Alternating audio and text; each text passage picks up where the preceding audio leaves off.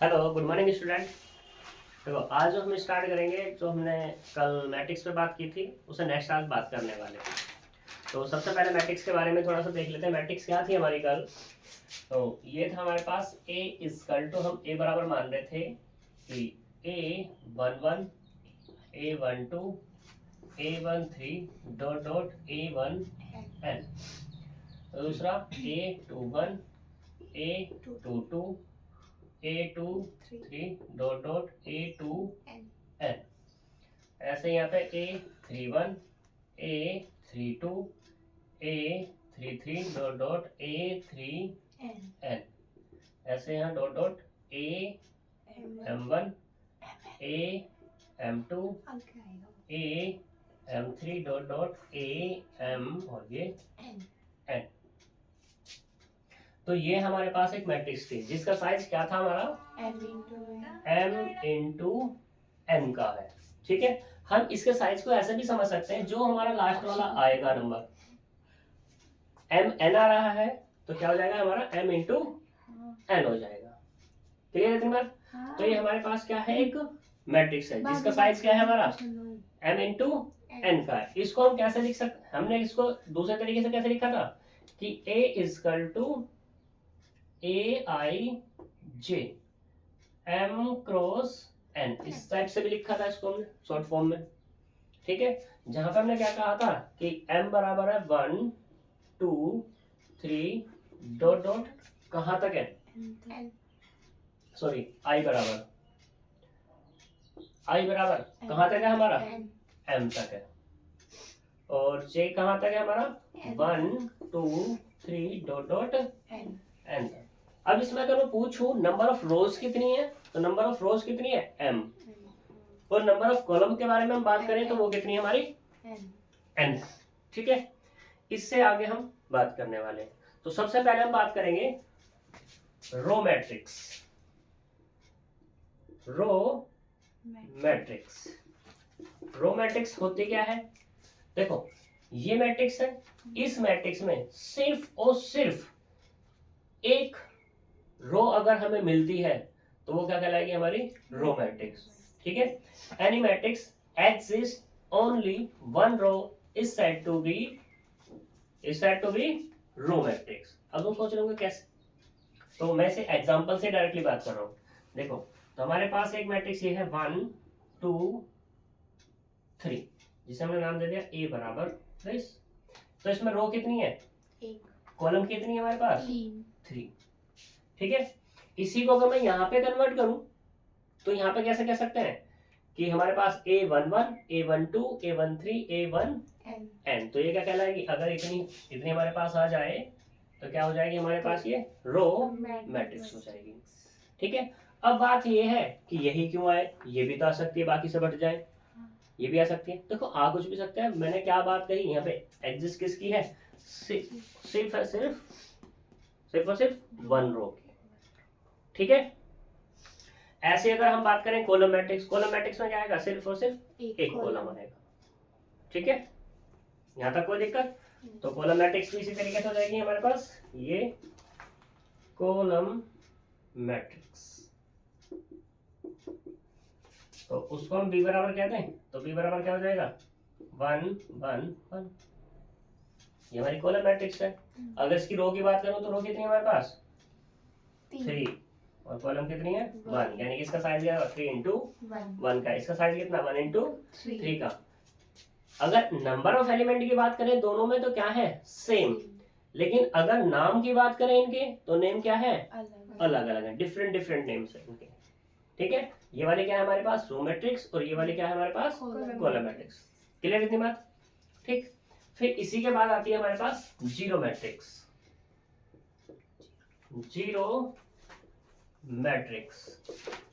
एक ऐसी मैट्रिक्स हमने क्या ली, ये वाली AIJ। डेफिनेशन तो तुम लोग बना लोगे ना, इजी है बहुत।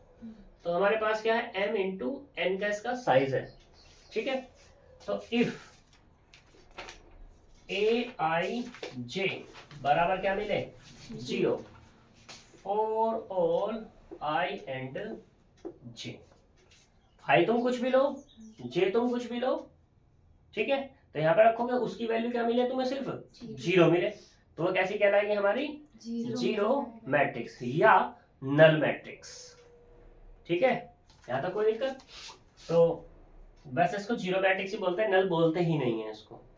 ठीक है ना, तो ये एग्जांपल के बेस पर कैसे दिख सकती है, 0 0 0 0, इसका साइज क्या है 2 इंटू 2 का, या ऐसी हो सकती है 0 0 0, ठीक, या ऐसी हो सकती है 0 0 0, इसका साइज क्या है 3 इंटू 1 का, और इसका साइज क्या है 1 इंटू 3 का। कोई दिक्कत यहाँ पर नहीं। अब जीरो मैट्रिक्स तो है, इसका कोई दूसरा नाम भी ले सकते हैं, इन दो मैट्रिक्स का जीरो नाम, कुछ और नाम ले सकते हैं क्या? क्या? रो मैट्रिक्स और कॉलम मैट्रिक्स, यही पर्पस था मेरा इनका लेने का। ठीक है, अब यहाँ पे हम कह सकते हैं कि जो हमारे पास रो मैट्रिक्स है वो जीरो मैट्रिक्स हो सकती है, but zero matrix row matrix हो सकती है। जीरो वाली होगी जो मतलब दो ले लेंगे तो नहीं होनी थी, फिर अगर हम ये वाली ले लें तो नहीं होगी। क्लियर इतनी बात?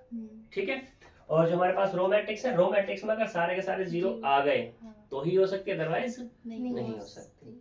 ठीक है, यहाँ पे जो ऑब्जेक्टिव है ना तुम्हारा, ऑब्जेक्टिव ऐसी सी बातों को ही सोचना सिखाता है, लेकिन क्या है कि ऑब्जेक्टिव में फंस भी जाते हैं। दूसरी चीज, ऑब्जेक्टिव में बच्चा ये भी सोच लेता है क्या है, थ्योरी है, छोटे छोटे क्वेश्चन आएंगे बस कर लेंगे ऐसे ही। लेकिन ऑब्जेक्टिव एक तरीके से बहुत अच्छा भी है और एक तरीके से क्या है हमारा, नुकसानदायक भी। अच्छा इसलिए है क्योंकि कोई भी तुम्हारे पास टॉपिक है, कोई भी तुम्हारे पास हेडिंग है, उस हेडिंग में जो चीज पूछी हुई है उसके बारे में हम बहुत बारीकी से सोच सकते हैं। ठीक है ना, लेकिन फिर वो वाली बात आती है, वहां पे जब न्यूमेरिकल वाली बात आती है तो ऑब्जेक्टिव है क्या 4 पेज के न्यूमेरिकल कौन करेगा, आंसर रटो सीधा। फिर उस केस में हमें प्रोसेस के बारे में पता नहीं होता, तो इसलिए थोड़ा सा बेकार भी हो जाता है। जैसे अब अगर हम उसकी बात करते हैं, एक थ्योरम की बात करते हैं, कोई भी थ्योरम आ गई हमारे, मान लो इसके अंदर एक थ्योरम आ गई, ठीक है, उस थ्योरम के बारे में क्या करेंगे हम, हेडिंग को, जो थ्योरम की हेडिंग है उसको याद कर लेंगे, लेकिन थ्योरम को किस तरीके से प्रूफ हो रही है उस प्रूफ में उसका पर्पस भी बताया जाता है, बहुत सारी चीजें यूज होती हैं, तो उसको हम क्या कर देते हैं, एक्सेप्ट कर, स्किप कर देते हैं, छोड़ देते हैं, तो वहां पे नुकसान हो जाता है इस तरीके से। ठीक है, तो अगर तुम इस तरीके से पढ़ोगे कि भाई ऑब्जेक्टिव तो है ही है, हम सब्जेक्टिव भी पढ़ेंगे, तो वहां पे तुम्हारा डबल फायदा होने वाला है और बहुत अच्छी नॉलेज भी मिलने वाली है।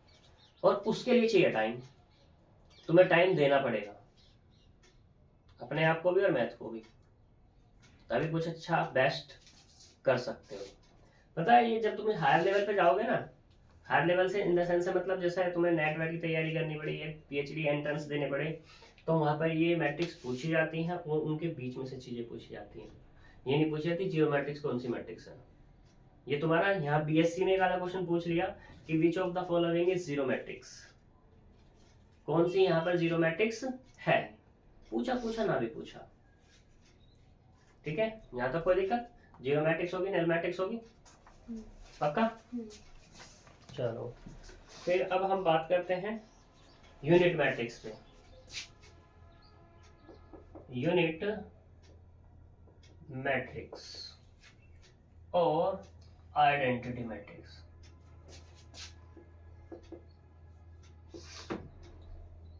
आइडेंटिटी मैट्रिक्स, देखो zero matrix, row matrix, column matrix, row और कॉलम के बारे में बताया गया। जीरो मैट्रिक्स हमारी क्या हो सकती है, ये तो है ही है, ये भी हमारी जीरो मैट्रिक्स हो सकती है, मतलब है 0 0 0 0 0 0, और इसका साइज क्या है 3 इंटू 2 का। ठीक है, ये भी हमारी जीरो मैट्रिक्स है, 0 0 0 0 0 0, इसका साइज क्या है 2 इंटू 3 का। अब यहाँ पे आ रही है आइडेंटिटी मैट्रिक्स, जो कि मोस्ट इंपोर्टेंट है। तो यहाँ पे इसकी डेफिनेशन हो जाती है A square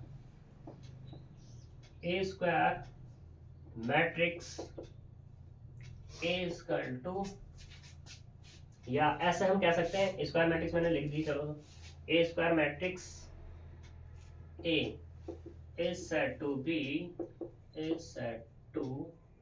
be identity matrix if aij बराबर कितना हो 1, if I is equal to 4 और I is equal to jk, otherwise क्या हो 0। अदरवाइज 0 से मतलब इन द सेंस से मतलब हम ऐसा समझ सकते हैं इसको और करके कि हमारे पास एक मैट्रिक्स है ये aij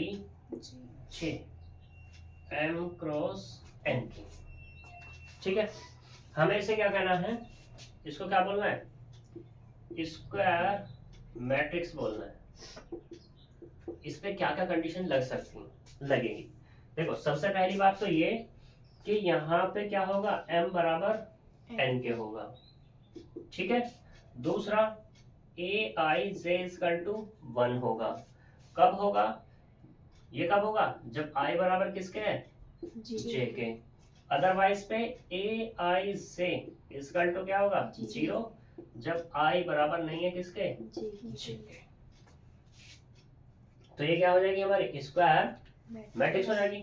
अगर मैं इसके एग्जांपल के बारे में कहूँ कि भाई इसका एग्जांपल क्या है, तो देखो ये हमारे पास 1 0 0 और ये 1, ये कौन सा प्लेसेस है a1 1 है, यानी कि i भी 1 और j भी 1। ये कितना 1 2, i कितना है 1 और j कितना है 2 2।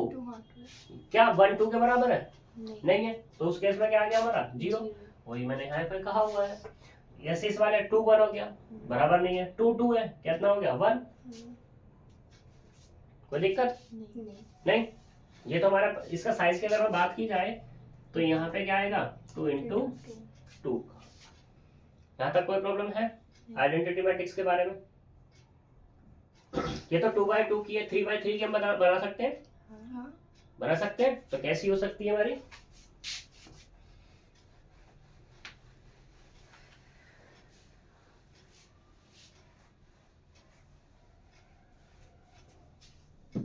तो देखो यहाँ पर 3 बाई 3 की, मान लो b बराबर मैंने ले लिया, तो 1 0 0 0 1 0 0 0 1। तो यहाँ पे क्या है 3 बाई 3 यानी कि 3 इंटू 3। ये क्या है हमारे पास a1 1 a2 2 और a3 3, ठीक है। यही बराबर है i बराबर j के, बाकी तो कोई नहीं है। तो इसलिए क्या है ऊपर के भी 0 और नीचे के भी 0। यहाँ तक कोई प्रॉब्लम है नहीं है, चलो अच्छी बात है।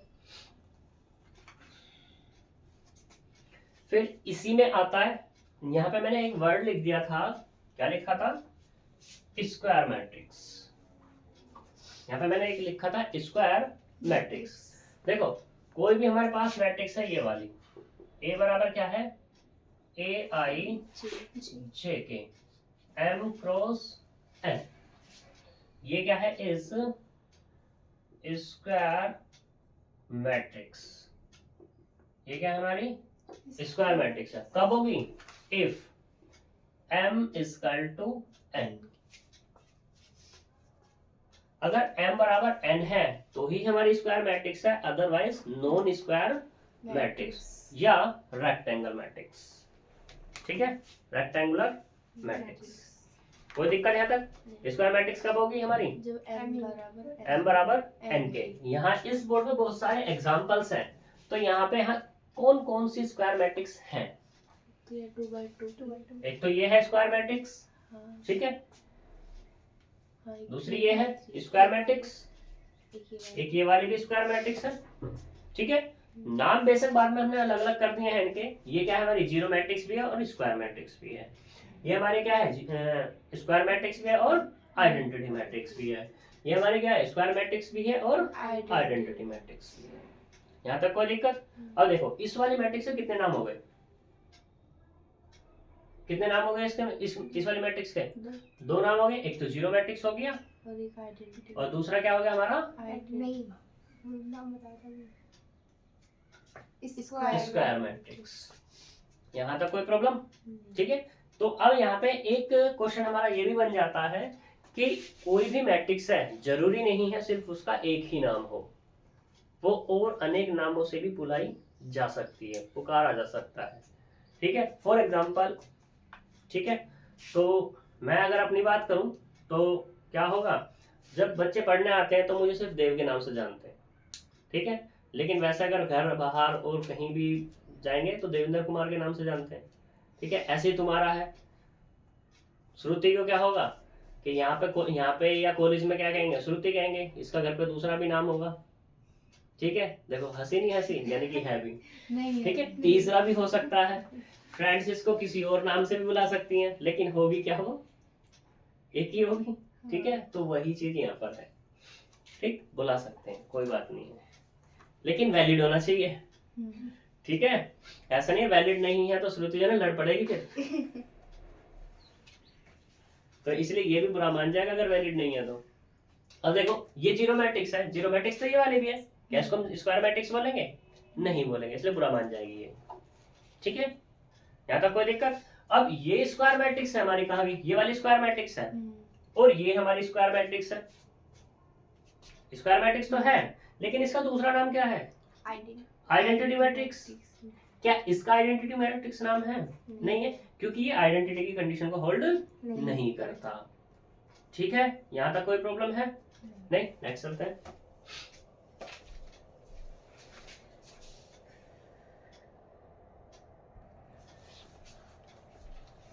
देखो अब आता है sub matrices of a matrix.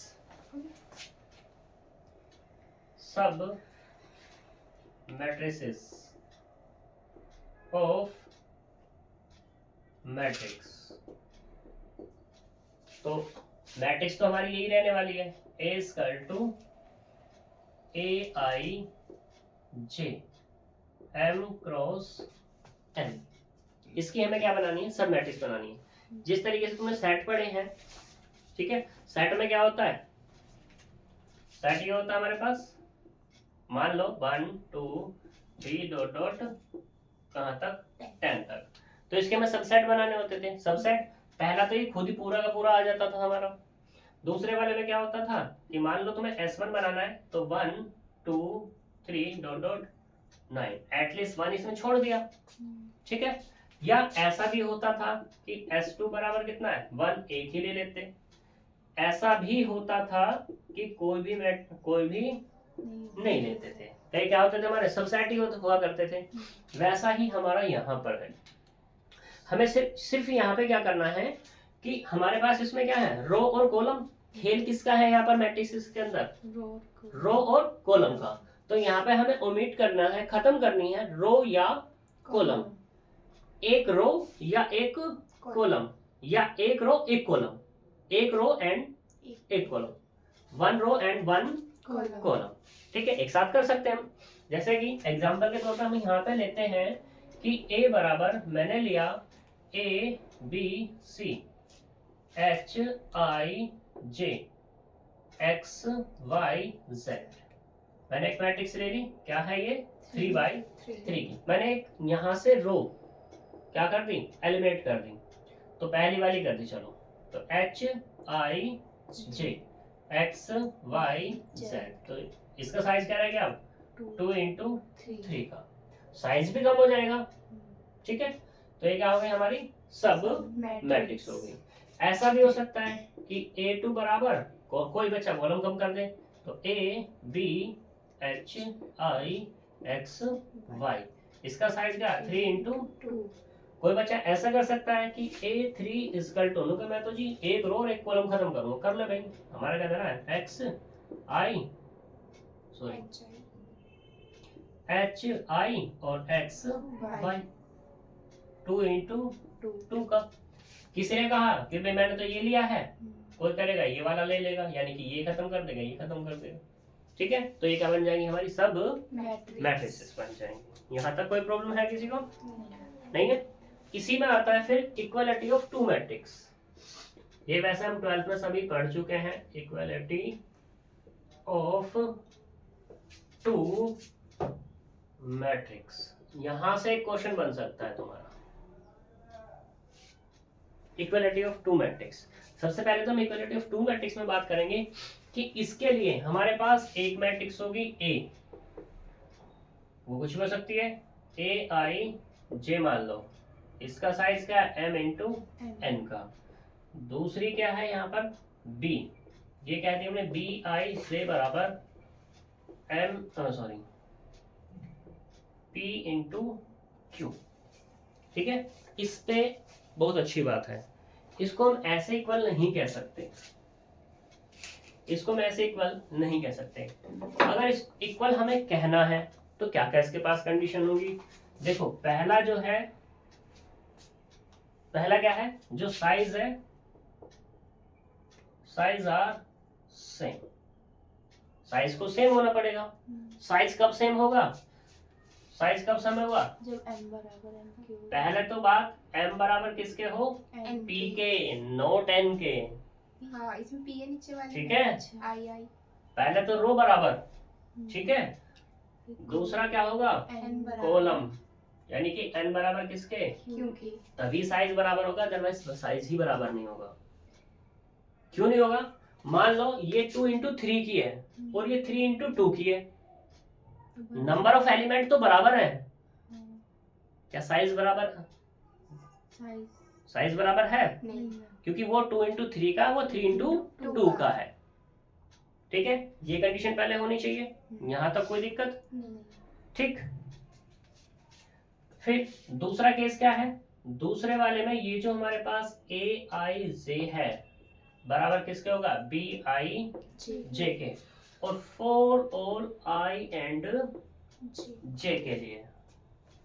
यानी कि कहने का मतलब ये है कि अगर a11 बराबर, मतलब a11 बराबर किसका होना चाहिए, b11 की, a22 बराबर किसके, b22 की, ऐसे ही यहाँ पे क्या कह दूं, am बराबर किसका होगा, mn p क्यू के, p क्यू ले रहे हैं ना हम? तो वो तो अंडरस्टूड सी बात है कि ये बराबर है इसके और ये बराबर है इसके, यहाँ तक कोई दिक्कत। अब तुम क्या होगा, समझ से नहीं आई कुछ बात, तो नहीं आई तो चलो हम एक एग्जांपल ले लेते हैं।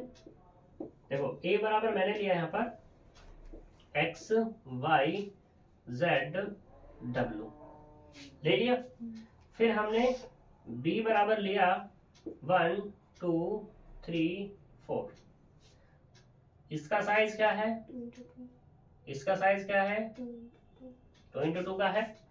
मैं कह रहा हूं, मैंने इससे ये कह दिया भैया कि देखो a बराबर किसके है, b के है। जब a बराबर b कह दिया तो उसका मतलब क्या हुआ, इसका मतलब ये तो हुआ कि देखो x की वैल्यू जो है वो किस क्या है, 1, यानी कि x बराबर किसके है, 1 के, y बराबर किसके है, 2 के, z बराबर किसके है, 3 के, और w बराबर किसके है, 4 के। इससे अलग कुछ नहीं हो सकता। ऐसा भी नहीं हो सकता कि x की वैल्यू 4 हो जाए, नहीं होगा। आई बात समझ में? अगर मैं इनके प्लेसेस चेंज कर दूं और कंडीशन यही रखूं तो क्या a बराबर b रह जाएगा, नहीं रहेगा। क्यों नहीं रहेगा, क्योंकि मेरी डेफिनेशन ये कहती है कि पहले साइज सेम होना चाहिए, और साइज में क्या, जो रो जितनी रो है उतनी ही क्या, जितनी रो पहले वाले सेट की है दूसरे वाले सेट की भी उतनी रो होनी चाहिए, जितनी रो पहले वाले सॉरी जितनी कॉलम पहले वाले सेट की उतनी क्या होनी चाहिए, दूसरे वाले सेट, मतलब मैट्रिक्स। यहाँ तक कोई दिक्कत। फिर दूसरे केस में क्या है कि उनके कोरोस्पॉन्डिंग वैल्यूज क्या होनी चाहिए, बराबर होनी चाहिए। अब यहाँ पे मैं तुमसे कहा था कि एक क्वेश्चन आ सकता है, तो ऑब्जेक्टिव में क्वेश्चन किस तरीके से आएगा, वो इसी तरीके से आ सकता है कि उसने दो मैट्रिक्स ले ली, ए दे लिया और बी ले लिया, तो उसने कह दिया ए बराबर बी इफ, ठीक है। तो एक तो ऑप्शन हो गया ये वाला, दूसरा कोई बी बना सकता है वो अपने आप, जैसे x बराबर क्या कह दे, 2 कह दे, y बराबर 3 कह दे, z बराबर 4 कह दे, और w बराबर क्या कह दे, 1 हो गया। दूसरा ऑप्शन सी ऑप्शन में क्या हो सकता है तुम्हारा, x बराबर 3 etc कुछ भी। ऐसे डी क्या कहते हैं, x बराबर 4 मतलब कुछ भी। तो ये एक क्वेश्चन तुम्हारा बन सकता है, तो बन सकता है क्या, बनेगा ये। ठीक है, यहां तक कोई दिक्कत, पक्की वाली बात है। अब फिर आती है यहाँ पे एडिशन ऑफ ए मैट्रिसेस। अब एडिशन बात करते हैं, एडिशन किस तरीके से हम कर सकते हैं। जो हमारे इक्वलिटी का केस है ना, एडिशन का भी वही केस है, बस थोड़ा सा चेंजेस है यहाँ पर। थोड़ा सा चेंजेस क्या है कि इक्वल के लिए यहाँ पे जो उनके कोरिस्पॉन्डिंग एलिमेंट थे वो बराबर थे, लेकिन एडिशन के लिए बस सिर्फ और सिर्फ एक बात होगी यहाँ पर कि जो हमारे पास साइज है वो क्या होगा, हमारा सेम होगा। क्या होगा, हमारा सेम होगा। और एडिशन की जब बात आ जाएगी तो एडिशन की बात में क्या हो जाएगा, प्लस हो जाएगा। और प्लस फिर इसमें वही वाली बात आएगी कि प्लस कौन सा होगा, प्लस वही होगा जिस प्लेसेस पे ये होगा ना उसी प्लेसेस पे ये वाला होना चाहिए, तभी ऐड हो सकते हैं, अदरवाइज ऐड नहीं हो सकते। मान लो कि a11 बराबर कुछ भी ले लिया तुमने, जैसे मान लो चलो ये वाला है कि a11 यानी कि x है और b11 कितना है, 1 है, तो x प्लस 1 होगा। ऐसा नहीं हो सकता कि x प्लस 4 हो जाए, x प्लस 2 हो जाए, x प्लस 3 हो जाए, नहीं। अगर ऐसा हो रहा है तो उस प्लेसेस पे इसको आना पड़ेगा। यहाँ तक कोई दिक्कत। एडिशन का भी सेम केस है। ऐसा करो, मैं एडिशन का एक एग्जांपल ले लेता हूँ।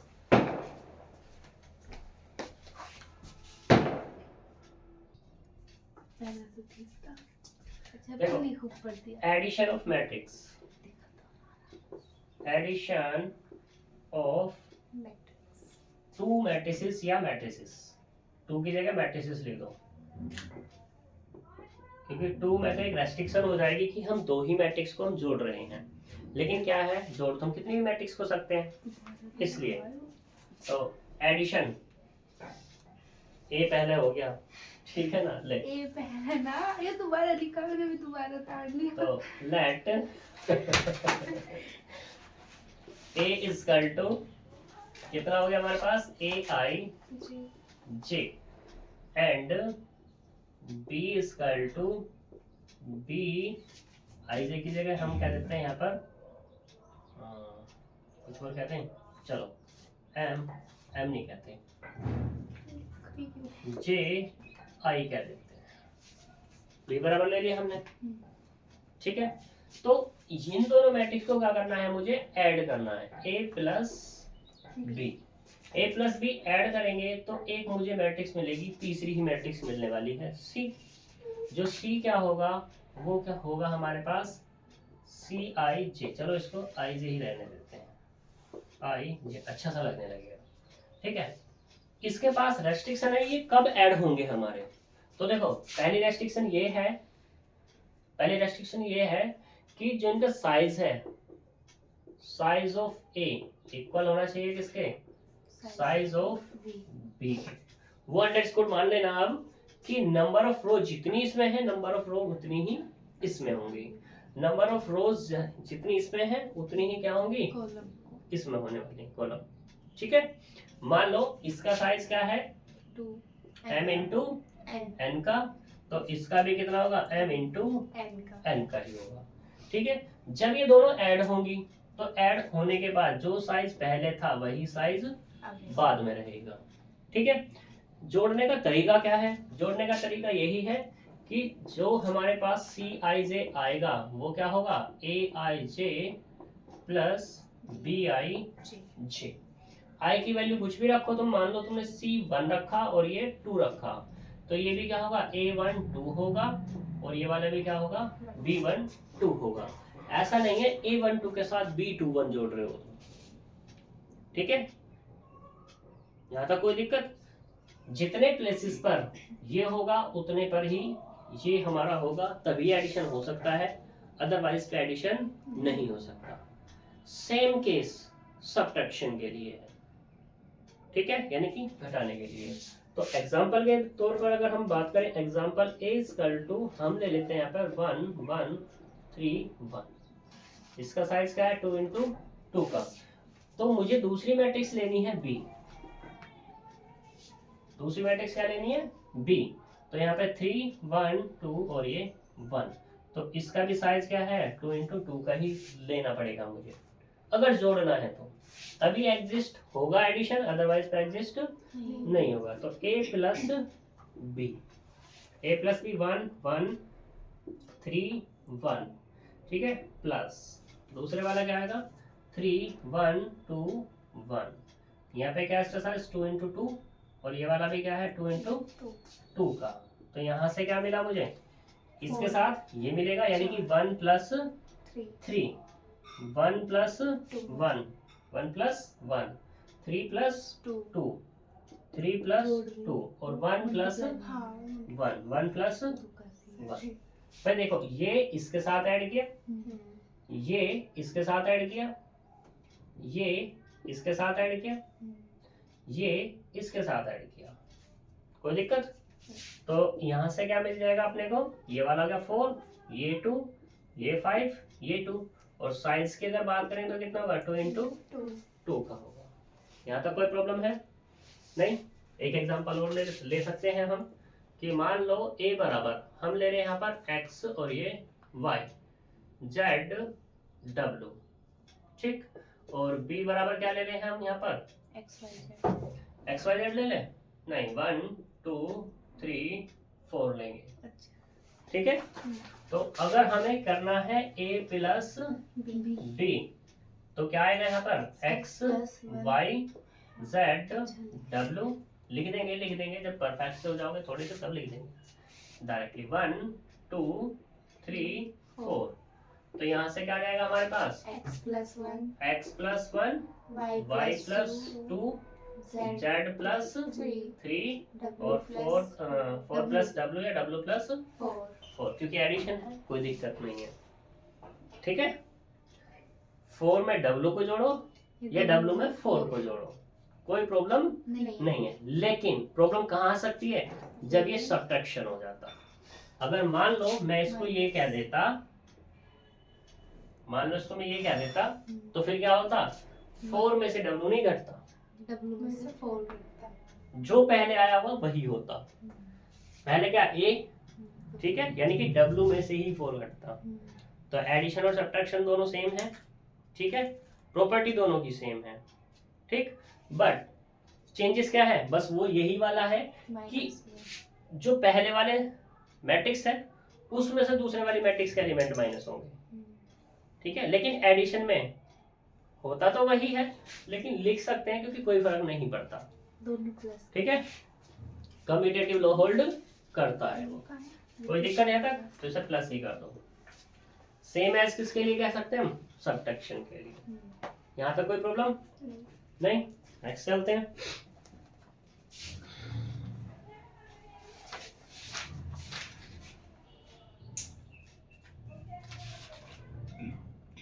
एडिशन हो गया। फिर है multiplication of a matrix bye a scalar. ये मोस्ट इंपोर्टेंट प्रॉपर्टी होती है जो सबसे ज्यादा कंफ्यूजन करती है। रो कॉलम की रो नहीं, रो की मल्टीप्लिकेशन रो की कॉलम में होगा इन ए मैट्रिक्स बाय एनी स्केलर। समझे इसके हेडिंग का मतलब? Multiplication in a matrix by any scalar. देखो, हमें मल्टीप्लिकेशन करनी है एक मैट्रिक्स में, किसकी? एक स्केलर की, ना कि मैट्रिक्स की। मैट्रिक्स की मल्टीप्लिकेशन मैट्रिक्स में अलग हेडिंग है और स्केलर की मल्टीप्लिकेशन अलग हेडिंग है। आई बात समझ में? मतलब कहने का ये हुआ कि कोई तुम्हारे पास एक मैट्रिक्स है, ये हमने कह दिया AI J M cross N, और एक हमारे पास हमने कह दिया K क्या है? ये स्केलर, ठीक है। स्केलर तुम्हारा कैसा भी हो सकता है, रियल हो सकता है या कॉम्प्लेक्स हो सकता है, ठीक है। तो जब इसकी मल्टीप्लाई करेंगे तो K इंटू A, तो K matrix A I J J M cross N N. इसमें क्या होता है कि जब मैट्रिक्स में मल्टीप्लाई करते हैं तो जितने भी इस मैट्रिक्स के पास एलिमेंट होंगे इस के की मल्टीप्लिकेशन हर एक एलिमेंट के साथ होगी होती है। तो यानी कि क्या हो जाएगा के इंटू ए आई जी जे। ठीक है, साइज क्या है इसका m इंटू एन का है। तो एग्जाम्पल ले लेते हैं हम यहाँ पर एक कि a बराबर मैंने लिया 1 2 3 4 1 1। ठीक है, और k बराबर मैंने ले लिया यहाँ पर 3। ठीक है, या चलो a कह दो, a कह दिया। तो यहाँ पे क्या है k a, यानी कि a इंटू 1 2 1 3 4 1। तो यहाँ पे क्या हो जाएगा अब ये ए a हो जाएगा, 2a हो जाएगा, a 3a हो जाएगा, 4a हो जाएगा और a। कोई प्रॉब्लम है तक? साइज पे कोई फर्क पड़ा? साइज तो वही है 2 इंटू 3 का, क्योंकि इसका पहले क्या था 2 इंटू 3 का ही साइज था। मैट्रिक्स चेंज हो जाएगी वो। ठीक है, यानी कि इसको हम क्या कह सकते हैं a तो b कह सकते हैं, कोई दिक्कत वाली बात नहीं है। ठीक, अब ये जो a है तुम कुछ भी ले लो, मान लो a बराबर 1 लोगे तो ये मैट्रिक्स मिल जाएगी तुम्हें। a बराबर 2 लोगे तो 2 4 2 6 8 2 हो जाएगा।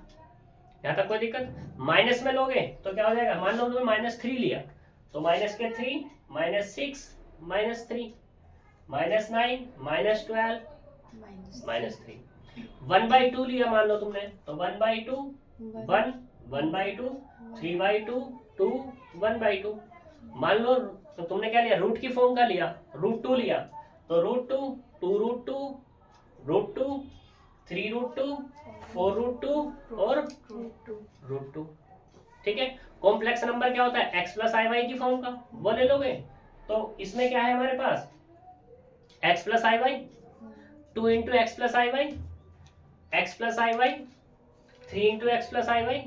इसको दिखा देता हूँ। ठीक है, तो ये ऐसा हो जाएगा, ऐसा दिखने लगेगा x प्लस आई वाई और 2x प्लस आई वाई और ये वाला x प्लस आई वाई। ऐसे ये वाला कितना होगा 3 इंटू एक्स प्लस आई वाई 4 इंटू एक्स प्लस आई वाई एक्स प्लस आई वाई। यहाँ तक कोई प्रॉब्लम नहीं? ये हमारी स्केलर की मल्टीप्लिकेशन है। दो मैट्रिक्स की मल्टीप्लिकेशन और एक स्केलर की मल्टीप्लिकेशन दोनों अलग अलग है। ठीक है, कोई दिक्कत यहाँ तक?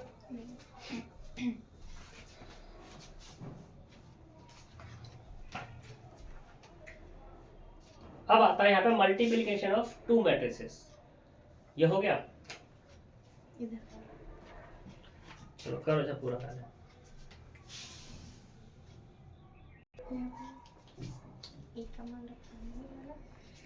देखो multiplication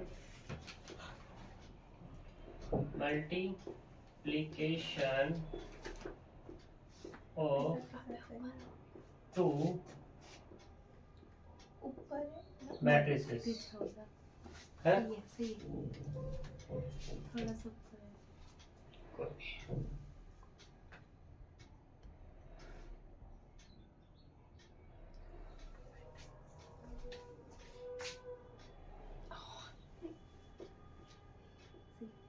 multiplication of two matrices. देखो मल्टीप्लिकेशन इसकी जो थोड़ी सी थ्योरी है ना वो थोड़ी सी दिक्कत करती है, तो मैं इसलिए इसको एग्जाम्पल से ही मल्टीप्लाई। ठीक है, इसमें भी कंडीशन मस्ट होती है कि देखो ए आई जे हमारे पास है m क्रॉस n का, तो दूसरा है हमारे पास b equal to B I J. अगर हमें क्या करना है कि a डॉट b करना है तो यहाँ पर a के साथ डॉट किसी कर रहे हैं b की, a के साथ डॉट कर रहे हैं हम किसकी, b की। तो यहाँ पे इसकी जितनी कॉलम है उसकी इतनी क्या होनी चाहिए, रो होनी चाहिए। ठीक है, दूसरे वाले की कॉलम कुछ भी हो सकती हैं, उससे कोई लेना देना नहीं है, लेकिन लेना देना किससे है, इसकी रो, इसकी कॉलम और इसकी रोज से। यहाँ तक कोई प्रॉब्लम नहीं, इसकी रो इसकी कॉलम शायद। मैंने तो वही कहा, इसकी इसकी कॉलम और इसकी रो। इसकी कॉलम देखो अगर तुम कर रहे हो b इंटू ए, पहले कौन आ रहा है, b आ रहा है, तो इसकी कॉलम और इसकी रो। तो मुझे भी तो कह रहा था कि इसकी जो थ्योरी है ना थोड़ी सी अटपटी सी है, एग्जाम्पल से बहुत अच्छी क्लियर हो जाती है। ठीक है, लेकिन तुम्हें ये याद रखना है ये क्वेश्चन तुम्हारा बन सकता है मल्टीप्लिकेशन का, कि हमारे पास दो मैट्रिक्स दे दी हुई हैं, ए दे दी, बी दे दी। उसने कहा ए डॉट बी कुछ भी आएगा, एक्स वाई जेड कुछ भी, पता वो सिर्फ क्या पूछेगा, उसका साइज क्या होगा। अगर सोचने वाला क्वेश्चन बनाते हैं ना तो ये वाला क्वेश्चन बनेगा, ये बहुत सोचने वाला क्वेश्चन है, क्योंकि थ्योरी में गड़बड़ हो जाती है और बच्चे को समझ नहीं आती है। तो इसका जो साइज बनने वाला है, देखो अभी छेड़छाड़ किसके साथ नहीं हो रही, एम और पी के, जिसके साथ छेड़छाड़ नहीं हो रही ना वही उसका साइज हो जाएगा, m इंटू पी का। उसी केस में अगर b इंटू ए कर दिया जाए अब, तो क्या कह रहा है फिर ये कि ये p बराबर किसके होना चाहिए, m के, p बराबर किसके होना चाहिए, m के। तो यहां से b इंटू ए करवा रहा है, p बराबर किसके हो गया, m के, तो बचता क्या है, n into m।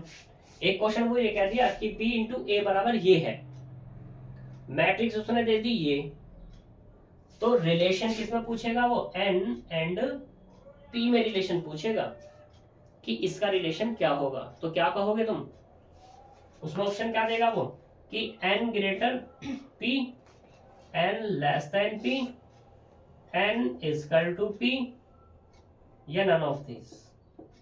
None of this सबसे ज्यादा होते हैं, fourth option none of this सबसे ज्यादा होता है, ध्यान रखना। तो अब ये मैट्रिक्स क्वेश्चन मेरा ये वाला, ठीक है, ये मैट्रिक्स इसने बना दी कि n इंटू एम की है, तो रिलेशन बताओ n एंड p में, तो कौन सा रिलेशन सही है, n इक्वल है p के, n किसके बराबर होगा, p p के। ये तुम्हारा क्वेश्चन बनेगा। फिर कैसे होगा? अभी तो बताया मैंने तो ये बराबर- कि अगर हमें जब मल्टीप्लिकेशन करनी होती है, जो पहले नंबर पर होगा उसकी कॉलम बराबर किसके होगी, जो दूसरे नंबर पे होगा उसकी रो के। कॉलम, इस पहले वाले की कॉलम दूसरे वाले की रो। पहले वाले की कॉलम दूसरे वाले की रो, लिख लो चाहे कहीं भी, चाहे दिमाग में चाहे कॉपी पे, ये तभी तो ये इम्पोर्टेंट है ये। और मैं अगर पेपर बनाऊंगा तो भाई मैं तो ये वाला क्वेश्चन जरूर डालूंगा। आई बात समझ में? इसको एग्जांपल से क्लियर करते हैं। देखो मान लो a बराबर क्या ले लिया मैंने, क्या ले लिया, 1 2, ठीक है। अभी और भी कुछ है इसके अंदर, अभी इसके अंदर और भी कुछ है, मल्टीप्लिकेशन कैसे होनी है वो, ठीक है। अगर मैं मल्टीप्लिकेशन की बात करूं तो देखो हमारे पास क्या है, क्या ले रहे हैं हम, a, क्या ले रहे हैं, a इंटू में क्या, b। चलो पहले मैं मल्टीप्लिकेशन दिखाता हूँ फिर इसको दिखाता हूँ क्योंकि जल्दी समझ में आएगा। 1 2 2 1 एंड b बराबर हम ले रहे हैं, कॉलम कितनी होगी, 2, तो रो भी इसके पास कितनी है, 1 2 1 1 3 और ये 2, तो 2 इंटू 3, ठीक है। तो मुझे क्या करना है, a इंटू बी करना है, ठीक है। तो 1 2 2 1, जब तक तुम्हारी प्रैक्टिस ना हो सबसे पहले ये मैट्रिक्स ही कॉपी कर लिया करो, 1 1 3 2 1 2, यहाँ तक कोई दिक्कत। तो अब हमें करना क्या है, देखो पहले वाले की रो दूसरे वाले की कॉलम मल्टीप्लाई करनी है कॉलम में, रो की मल्टीप्लाई किसमें करनी है, कॉलम में। तो पहले वाली रो का पहला एलिमेंट की मल्टीप्लाई पहले वाले की एलिमेंट के साथ, दूसरे वाले एलिमेंट की, दूसरे वाले जो कॉलम में एलिमेंट होगा उसके साथ। ठीक है, तो 1 इंटू 1, 1 इंटू 1 और 2 इंटू 2, कोई दिक्कत। और बीच में एक साइन आता है किसका, प्लस का। यहाँ तक कोई प्रॉब्लम। जब तक पहली वाली मतलब इसका काम हम सेम प्रोसेस करेंगे तीनों कॉलम के लिए। तो यहाँ पे क्या आएगा अगले वाला 1 इंटू 1 प्लस 2 इंटू 1, ऐसे वाला 1 इंटू 3 प्लस कितना 2 इंटू 2, सेम प्रोसेस ये वाला हो जाएगा। तो कितना आएगा 2 इंटू 1 प्लस 1 इंटू 2, अगले वाला 2 इंटू 1 प्लस 1 इंटू 1, अगले वाला 3 इंटू 2 कह दो या 2 इंटू 3 कह दो प्लस 1 इंटू 2। तो कोई दिक्कत, इक्वल्स टू, तो कितना आएगा 1 प्लस 4, ये वाला कितना 2 plus 2, 1 plus 2, 2 plus 1, 3 plus 4, 6 plus 2 equals to कितना आएगा 5 3 7 4 3 8। साइज का कॉलम कितनी है 3 और रो कितनी है 2, तो कितना होगा 2 इंटू 3। तो देखो ना यहाँ पर इसका साइज क्या था हमारा 2 इंटू 2 का, यानी कि ये 2 इंटू 2 और ये कितना 2 इंटू 3। इसके साथ तो मल्टीप्लाई हो रही है, बच रहा है ये वाला और ये वाला। यहाँ पे n इंटू n नहीं आएगा, यहाँ पे m लिख रहा नहीं m नहीं आएगा इसका, ये तो अलग बताया था मैंने। हाँ, इसे उल्टा करेंगे ना तो n। मेरी समझ में नहीं आया ये वाला है b डॉट ये वाला समझ में आया, हाँ ये आया बस। तो ठीक इसे है, उल्टा कर दिया बस, ये इसे पहले लिख लिया इसे बाद में लिख ये वाला अलग क्वेश्चन था कि b इंटू a, b क्या है हमारे पास लिया। b i से, n ठीक है, p और कितना ये वाला a i j m j। ठीक है, तो हमारे पास क्या मिल रही थी, एक मैट्रिक्स मिल रही थी, वो कुछ भी हो सकती है, मान लो c i j मिला। तो यहाँ पे इसका साइज क्या था m इंटू n का, और इसका कितना n इंटू p का। ठीक है, तो मैंने मल्टीप्लाई की थी तो मुझे मिला n इंटू m मिला था।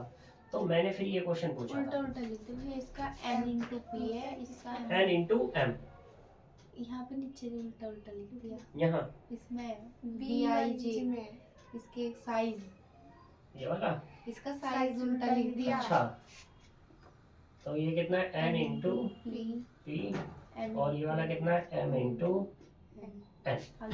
अब कोई दिक्कत।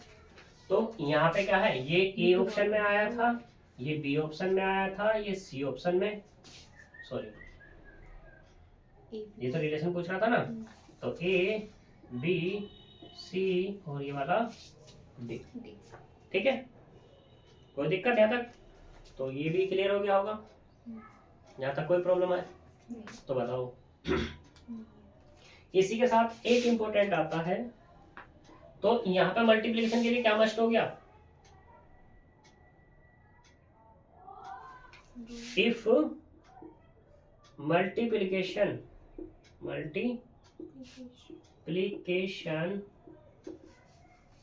Of two matrices then there exist then there आता बड़ा केस पहला, then first matrix, ये मेरी लैंग्वेज है, ठीक है, तुम भी इसे ऐसे ही याद रख लेना। First matrix of column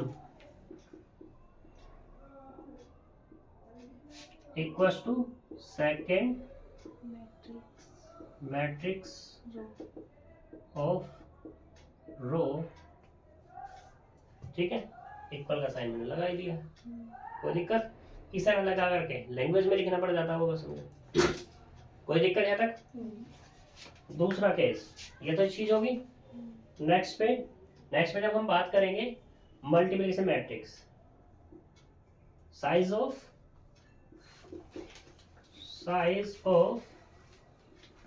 multiplication of matrix is, यानी कि मल्टीप्लिकेशन जो मैट्रिक्स आई है उसका साइज क्या होगा। तो पहले वाले का क्या होगा, पहले वाले का क्या होगा, row of first matrix into column of second matrix, column of second matrix. कोई दिक्कत, ये चीज याद रखना।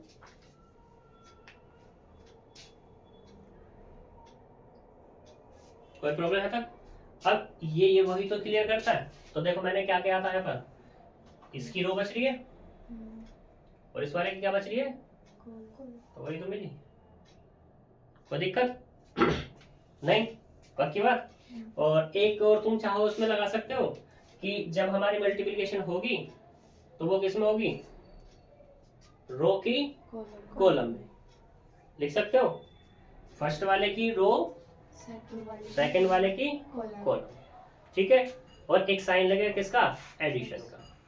यहाँ तक कोई प्रॉब्लम है नहीं है, पक्की बात। तो इससे आगे हम कल बात करेंगे, कल हम कोशिश करेंगे चैप्टर खत्म कर दें, ठीक है। तो मिलेंगे नेक्स्ट वीडियो में, बाय बाय।